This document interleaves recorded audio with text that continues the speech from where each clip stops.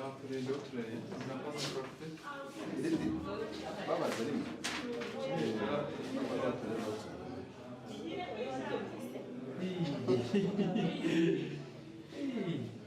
C'est pas la lumière.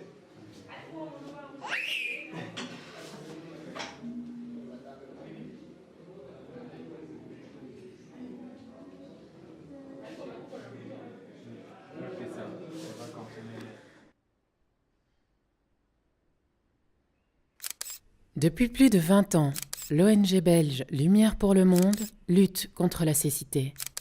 En s'appuyant sur 2 champs d'action, les soins ophtalmologiques et l'enseignement, elle s'inscrit dans une démarche durable et sur le long terme. L'ONG collabore avec des partenaires au Rwanda, en Tanzanie et en République démocratique du Congo.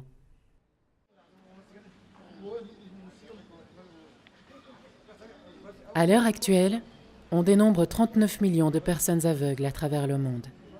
90% d'entre elles vivent dans les pays pauvres. Trop souvent pour ces personnes, l'accès à des soins oculaires de qualité est impossible. Et pourtant, dans 80% des cas, des solutions existent. Face à ce terrible constat, Lumière pour le Monde et ses partenaires locaux se sont fixés comme objectif de permettre aux populations les plus vulnérables d'avoir accès à des soins oculaires de qualité et à des prix abordables. Comment ? En développant des cliniques ophtalmologiques et en formant du personnel local dans les régions où les besoins sont grands. Forts de leur expérience sur le terrain, Lumière pour le Monde et ses partenaires ont développé un modèle de clinique ophtalmologique durable qui s'attaque à la problématique de la cécité dans sa globalité. Concrètement, sur le terrain, les cliniques soutenues par l'ONG dispensent des soins oculaires pour tous, y compris les plus pauvres. Des cliniques mobiles se déplacent dans les régions isolées afin de dépister les personnes atteintes de maladies oculaires.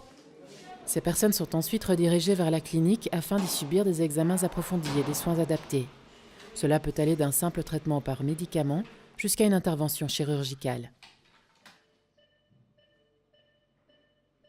Il faut savoir qu'en Afrique, la cataracte est la principale cause de cécité.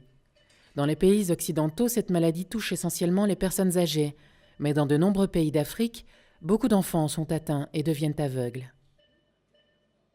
Et pourtant, une opération relativement simple permet de rendre la vue à une personne atteinte de la cataracte. En 20 minutes et pour 40 €, un adulte peut retrouver la vue. Un enfant, pour qui nécessitera une anesthésie générale, peut en 60 minutes et pour 135 € voir à nouveau la lumière.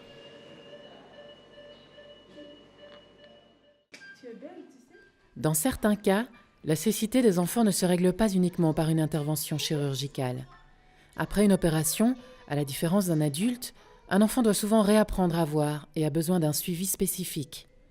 Cela passe par des séances de thérapie visuelle, durant lesquelles l'enfant effectue des exercices de stimulation. La thérapie visuelle s'adresse également aux enfants qui ont une basse vision définitive, qui ne peut pas être améliorée par une intervention chirurgicale ou par de simples lunettes de correction. Chaque clinique soutenue par Lumière pour le Monde dispose également de son magasin d'optique et propose des lunettes de qualité à des prix abordables. Les patients de la clinique peuvent ainsi facilement trouver des lunettes à partir de 4 €. Ces lunettes sont directement fabriquées sur place par le personnel qui a suivi une formation spécialisée en la matière. Le produit de la vente des lunettes vient s'ajouter aux recettes de la clinique, lui permettant d'avancer progressivement vers l'autonomie financière.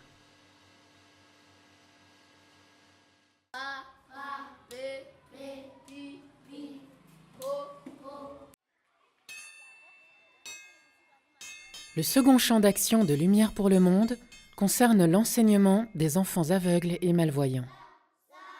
Dans les pays défavorisés, les enfants avec un handicap visuel sont très souvent victimes de stigmatisation.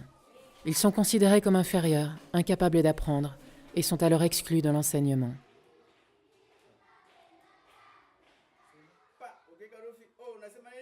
Pour remédier à ce problème, Lumière pour le Monde soutient des projets pédagogiques et prône l'éducation inclusive. Les enfants aveugles ou malvoyants ne fréquentent pas des écoles spécialisées, mais bien des écoles ordinaires, comme n'importe quel enfant. Pour mener à bien cette intégration, Des enseignants spécialisés encadrent non seulement les élèves, mais aussi les parents et les professeurs. Et s'il est nécessaire, des aides visuelles comme une planche à écrire ou une loupe sont mises à leur disposition. L'éducation inclusive permet à ces enfants souffrant de déficiences visuelles de pleinement exprimer leur potentialité, tant sur le plan social que scolaire, et de rester tout simplement visibles aux yeux du monde.